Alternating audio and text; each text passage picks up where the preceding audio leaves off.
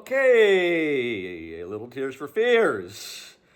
And see that? That was an excellent concert last summer with Squeeze opening here in Merriweather in Baltimore. So, today's lesson, we keep building and building and building for the beginning guitarist. Okay, got it into a little while back, and you can check out all my old videos if you've missed any, so you can ramp up and get all the tools that we're progressing. We keep adding and adding and adding different layers, to the beginner guitar player. And yes, so today, 1, 4, 5, we've talked about in A, okay? And that was A, D, and E. And we did that with the open chords. And we told you that once you know 1, 4, 5, which you should know now, and you can move it to any key, doesn't have to be just in A, that you can play thousands of songs, okay? But what you might have noticed when we went through 1, 4, 5 in the key of A, major, and then maybe when we did it also with dominant 7th chord, because a lot of the 1, 4, 5 progression in blues and rock is dealing with the 7th chord more than the major. But what was left out is this pedal note that goes back and forth basically to the rhythm of the beat, syncing in with the drummer and with the bass player. And so we're going to show you that kind of technique, and we're going to start it again because we've got into the bar chords. We've got a few more lessons to go with that, but we're not going to do that pedal tone right now with the bar chords, because the bar chords take a little while to get under your fingers. And we started with open chords down in the first position.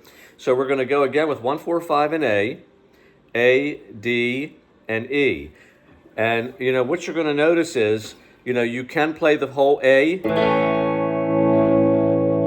or you can actually just play the A string and the D string and get the effect that I'm talking about, okay? I don't mind you playing the whole A. I'll do a little bit of both. But in each chord change, I'm going to show you that I'm going to try and do the chord along with just the couple notes that make that pedal sound or that kind of, rock or blues groove work, okay? So we'll just get started, and we're really just going to add a finger, a whole step up from the note with the A, which would be coming off of the 2nd fret and the D string. Remember, when we're playing the A chord open, we don't want to strum the E note because the bass note E will take away from that dominant A sound, okay? Even though, as we told you, 3 notes make up a chord, make up a triad, but when you have 6 strings, you do redundant notes. But we do have in the A, if we're just going to show you again, just a little piece of the A chord, the 3 notes that you need, C sharp, E, and A. Again, that's down here, same notes, but you might be adding, 2 A's in. So the pedal tone is, like I said, a whole step up from the A from the E. So you're going to be going back and forth while you're playing the A chord or just those 2 notes to the F sharp, like this.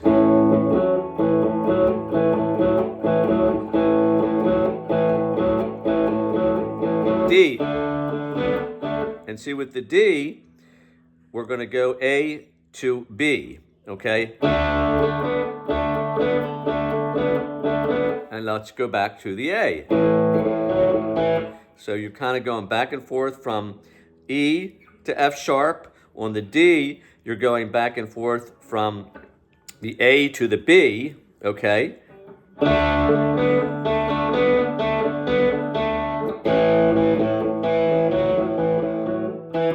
5 chord is the E, as you know. So when we get to the E, a little harder to reach that little finger up to the C sharp.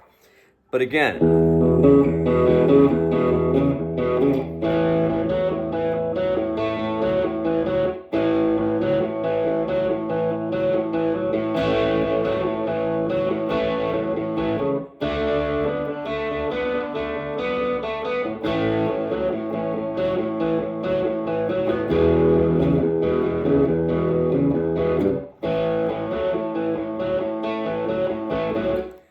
still playing the notes within the chord that are in the A major scale, correct?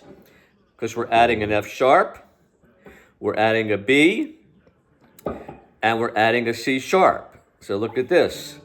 For your A major scale, A, B, C sharp, D, E, F sharp, G sharp, A. Okay, so F sharp we talked about is in the scale, B is in the scale, and that C sharp is in the scale. So that pedal tone that you're going back and forth is in the scale, and that's why it sounds good. And that's just the beginning. There's other permutations. This is the simplest one.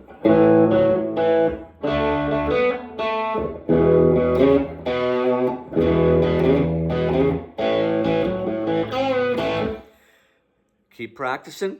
We're on the road to rock star success, and looking forward to the next lesson with all of you. Have a great day. Bye.